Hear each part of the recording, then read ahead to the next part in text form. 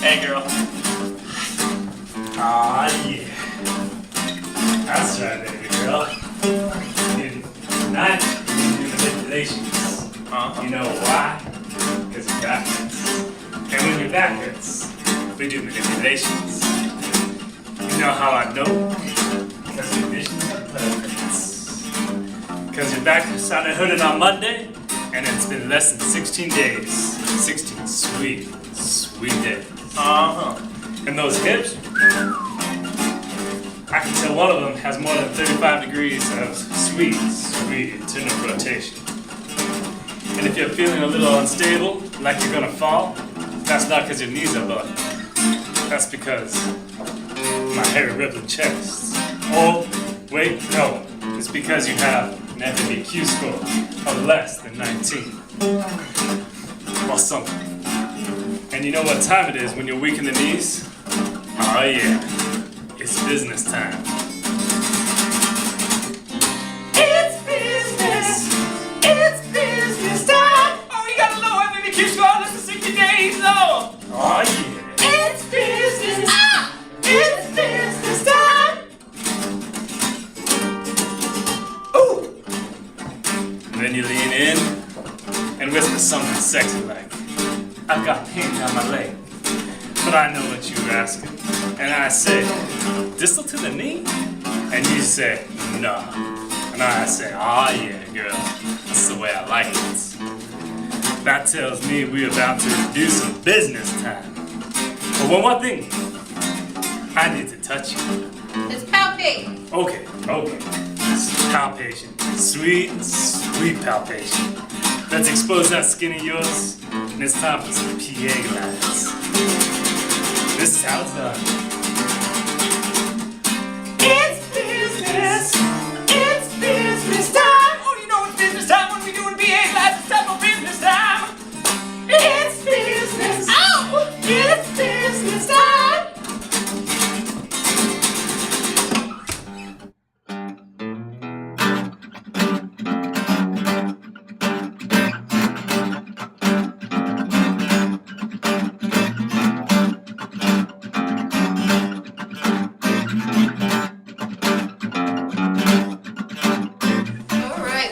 PA glides.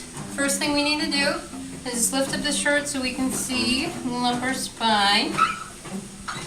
We look for the PSISs. Right in between those is going to be S2 vertebrae. You're going to use this part of your hand, your hypothenar eminence, and try and put that right in the middle of the spinous process of the vertebrae. We're checking to make sure they're moving correctly. And to check this, we're going to do kind of a CPR motion. Try and keep your arms straight, get your body over the patient, and just do a little bit of CPR right on their back. As you do this, you move up the spine, up the lumbar spine.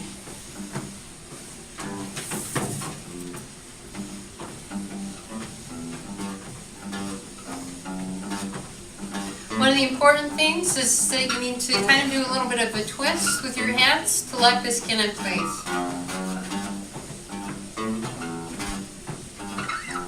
After you do this, you can have the patient come up on their elbows. On the elbows. And see if that changes the pain. Any change?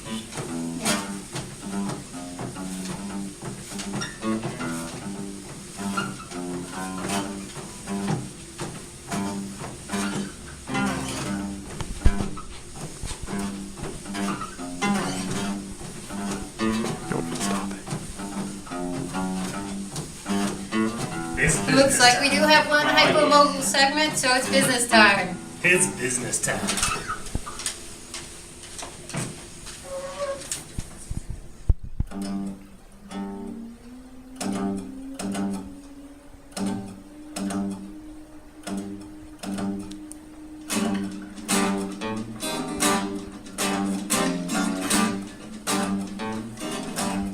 Ah, yeah.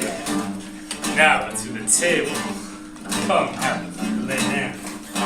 The pillow for your patient comfort. Now, we have to put on the lap, though. It's not part of the manipulation, but still, very, very important. Get down. Scoot on over this way. Now before, we don't want to rush into anything, so I have to ask you a few questions. Some potential complications or contraindications. A, how bad do you want? I mean, that is to say, what is your patient preference? 2, do you have any hypermobility? Nope. Roman numeral 3, do you have previous spinal fracture? And lastly, and probably most important, do you have a boyfriend? Oh, no boyfriend? You know what that means? It's business time. It's business time. It's business. It's business time. Oh, you know she has no boyfriend. That means it's time to business time. It's business. It's business time.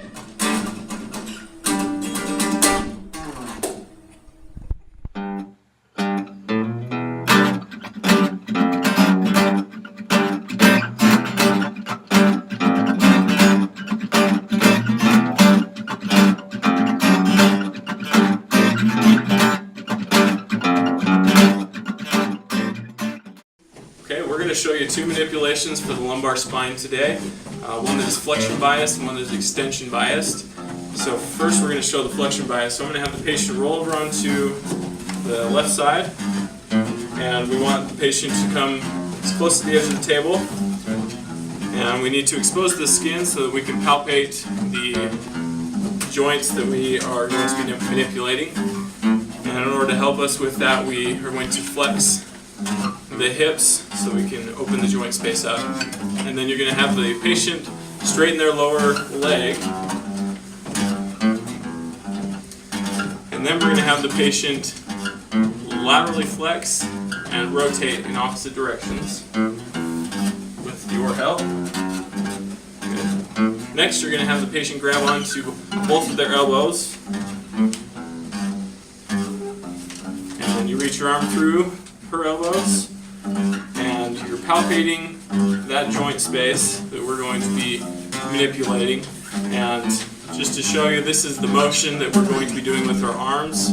So it's right here, and during the manipulation we're going to perform a little drop with that, so it's this motion that we're going to be performing.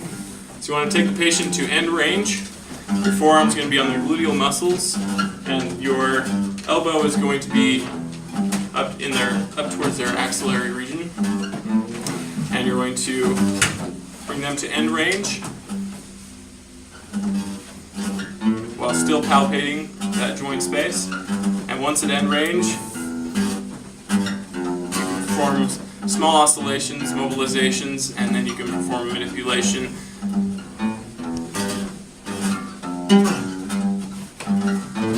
And that is the manipulation for the flexion bias. Next we're going to show the extension bias, and they are keeping the patient in pretty much the same position.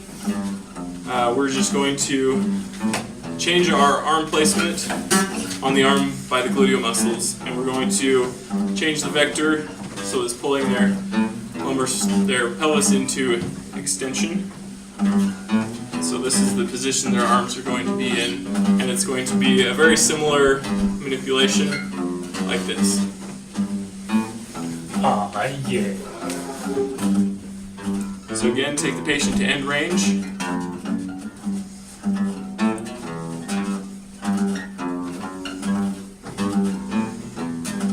And once at end range, you can perform the small oscillations again, and then you can perform the manipulation.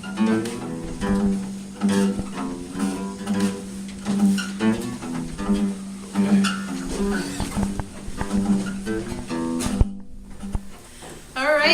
to our PA glides. Now that we've done our manipulation, we want to check this again for some changes.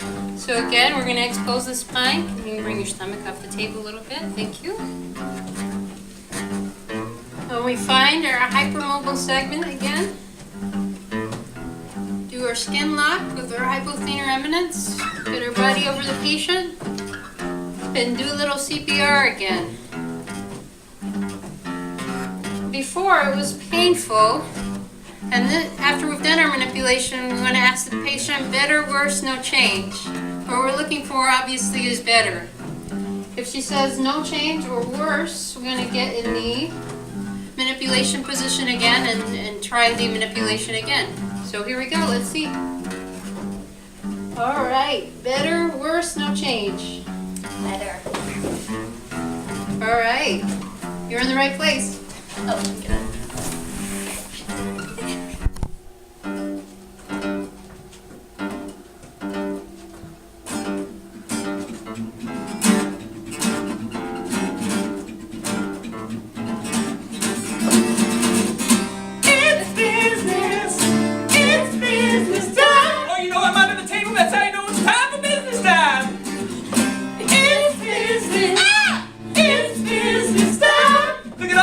Beautiful people, you know it's really time for business time. It's business time. Ooh, yeah. It's business time.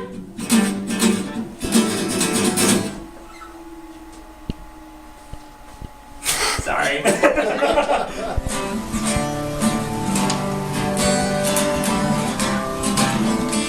8 to 5. Business time. It's business.